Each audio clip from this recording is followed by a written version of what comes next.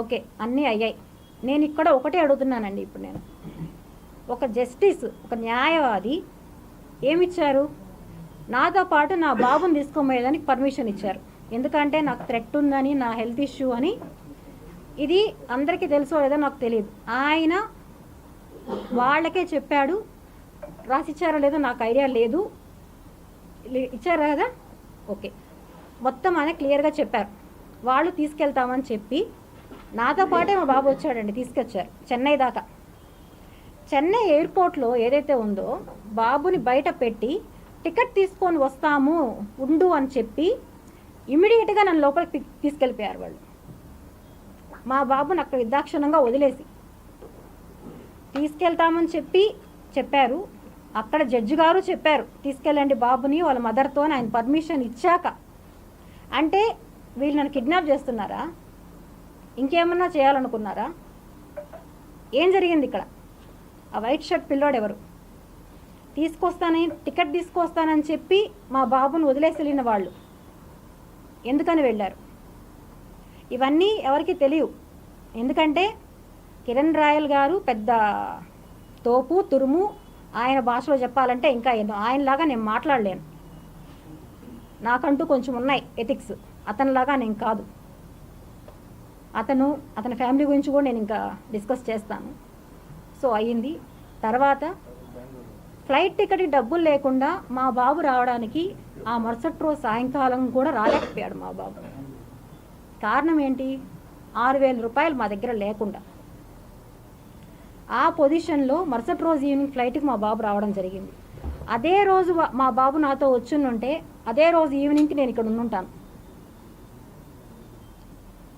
ఎందుకంటే నన్ను వాళ్ళ కస్టడీ చెయ్యాలి. లక్ష్మి అన్నీ బయట చెప్తుంది.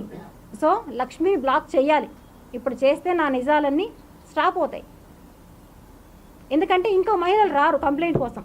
అయ్యో వీడు చేస్తాడు, మేము కూడా కంప్లైంట్ ఇస్తే అని భయంతో మిగతా మహిళలు రారు అని ఒక ధైర్యం, ధీమా. న్యాయం ఎక్కడన్నా గెలుస్తుంది. జడ్జే పిలిచి మొత్తం వాళ్ళు అపోజిషన్ లాయరే అండి. ఇక్కడ మా పక్కన లాయర్ కాదు, అపోజిషన్ లాయరే.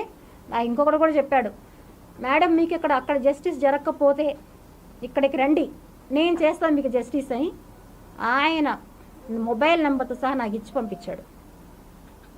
వాస్తవం ఇది. ఓకే, అయ్యిందంతా. కిరణ్ రాయల్ గారు పెట్టిన అలిగేషన్స్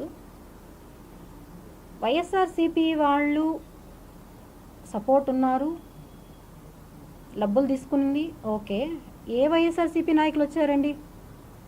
వైఎస్ఆర్సీపీ నాయకులు ఉంటే వాళ్ళే డబ్బులు ఇచ్చుంటే నా బిడ్డలు మాకు ఉన్న ఏకైక ఒక ప్రాపర్టీ కూడా లేకుండా చేసుకొని నన్ను అక్కడి నుంచి ఈరోజు తీసుకొచ్చారు ఇక్కడికి. నా 2 బిడ్డల్ని పెట్టాడు. ఈరోజు బాధ దానికి అతను అంతకంతకు అనుభవిస్తాడు. ఇది ఖచ్చితంగా జరుగుతుంది. అతను అంటాడు వెంకటేశ్వర స్వామి గురించి. ఆ వెంకటేశ్వర స్వామి గురించి నేను చెప్తున్నా. ఆయన సాక్షిగానే అన్నీ జరుగుతాయి. ఆ దేవుడు ఎక్కడికి పోడు, జరుగుతుంది. అతను అనుకున్నాడు ఇంతకుముందు కేసులో వెళ్ళిన వాళ్ళు 60 రోజులు రాలేదు. సో ఈమె ఇంకా రాదు బయట, ఎందుకంటే ఈమెకుంటే హెల్త్ ఇష్యూలో చచ్చిపోవచ్చు అక్కడే అని డిసైడ్ అయిపోయి నన్ను డబ్బులు ఇచ్చి ఫ్లైట్ టికెట్స్కి, వాళ్ళు ఉండడానికి హోటల్ అరేంజ్ చేసి, వాళ్ళకి తినడానికి పెట్టి అన్నీ చేసి తీసుకెళ్ళాడు. దీనికి సంబంధించిన అక్కడ అతను ఎవరితో మాట్లాడాడు, ఎవరికి అతను డబ్బులు పంపించాడు ఏమనేది కూడా నేను అన్నీ ప్రొవైడ్ చేస్తున్నాను. అక్కడ కాంటాక్ట్ నెంబరు, అక్కడ ఆ పోలీస్ నెంబరు అన్నీ కూడా నేను ఇస్తున్నాను. మీ అందరికీ గూగుల్ లింక్ షేర్ చేస్తాము వాట్సాప్లలో. అన్ని చూసుకోండి ఒకసారి. ఎవిడెన్స్లన్నీ క్లియర్గా ఉన్నాయి అన్నీ. ఇకపోతే కిరణ్ రాయల్ ఏదైతే అలిగేషన్స్ పెట్టాడో నా పైన, కిలాడీ లేడీ 6 కేసులు ఉన్నాయి, 10 కేసులు ఉన్నాయి. అసలు కిరణ్ రాయల్ అనేవాడు ఏం బిజినెస్ చేస్తాడండి? కార్లో తిరుగుతున్నాడు, హైఫై లైఫ్, ఐఫోన్లు, ఇవన్నీ ఏం బిజినెస్ చేస్తున్నాడు కిరణ్ రాయల్? అసలు ఎవరు కిరణ్ రాయల్?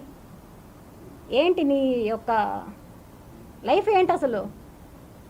అమ్మాయిల్ని మోసం చేసి ఆ డబ్బులతో లగ్జరీగా బతికే కుటుంబం నీది. నేను కూడా బతికానండి. ఎవరి డబ్బులు కాదు, మా ఆస్తులు మేము అమ్ముకొని మా డబ్బులతోనే మేము బతికాం. వాడలా కాదు. పరమ నీచుడు. పరమ అంటే పరమ నీచుడు. బాగున్నంతసేపు, ఆడదాని దగ్గర డబ్బులు ఇచ్చేంతసేపు దేవత, నువ్వు నా దేవత అన్నీ. అదే రివర్స్ అయితే దెయ్యం అయిపోతుంది. అదే ప్రకారం వాళ్ళ భార్య నెంబర్ని డెవిల్ అని ఫీడ్ చేసి నాకే ఇచ్చాడు. డెవిల్ నా భార్యని ఇదే ఫీడ్ చేసుకో అని. వాళ్ళ భార్య గురించి కూడా చెప్తున్నాను ఈరోజు. మా కుటుంబ సభ్యులు అందరూ మనస్తాపానికి చెందారు అన్నారు.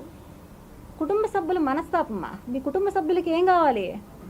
డబ్బులు కావాలి. నువ్వు ఇంకొక ఆడదాన్ని తీసుకొని వచ్చి నీ ఇంట్లోనే, నీ రూమ్లోనే నువ్వు ఉంటావు.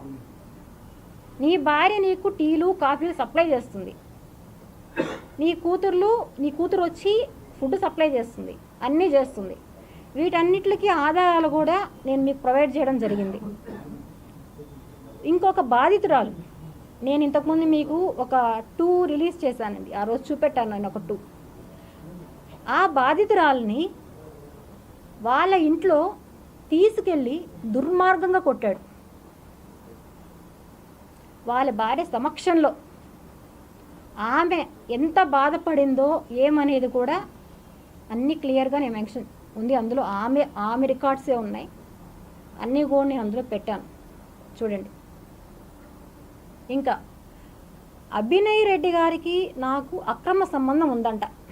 అసలు అభినయ్ రెడ్డి గారు ఎవరండి? కరుణాకర్ రెడ్డి గారు ఎవరండి? నాకే సంబంధం వాళ్ళతో?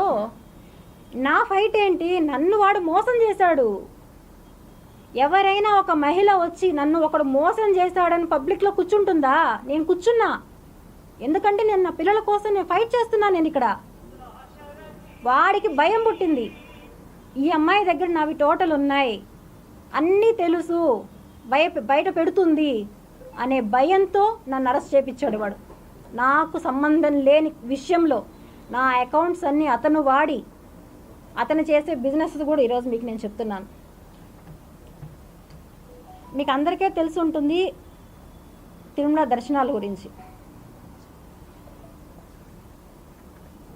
ఎవ్రీథింగ్ 500 రూపాయల టికెట్ది ఎంతో పెట్టి బ్లాకుల్లో అమ్ముతాడు, అది ఓకే. ఇంకొక మెయిన్ విషయం నేను అందులో రికార్డులో ఇచ్చాను, ఆ తర్వాత మీరే అన్ని లింక్స్తో చూసుకోండి. చెన్నై నల్లి సిల్క్స్లో అతను ఏం చేస్తాడు అనేది, నల్లి సిల్క్స్ నుంచి ఏం తెస్తాడు అనేది నోట్ చేసుకోండి. ఇది అతను ఒక వ్యాపారం. ఎవరైతే తిరుమలకు వచ్చే భక్తులు ఉన్నారో వాళ్ళని మోసం చేయడం ఏ విధంగా అతను చేస్తాడు అనేదానికి ఉదాహరణ చెన్నై నల్లి సిల్క్స్. ఇంతవరకే చెప్తాను నేను. దీని తర్వాత మనకు అర్థమైపోతుంది ఏంటి అక్కడ నల్లి సిల్క్స్లో ఏంటి అనేసి, ఏం చేస్తాడు అక్కడ అనేసి. సాక్ష్యం నన్నే తీసుకెళ్ళాడు. అతను డైరెక్ట్గా అతని పేరు పెట్టాడు. ఎవరైతే చుట్టూ ఉన్నారో, ఎప్పుడైతే ఎవరితో వెళ్తాడో వాళ్ళని తీసుకెళ్ళి మాకు ఒక మంచి శారీ కావాలి, పట్టు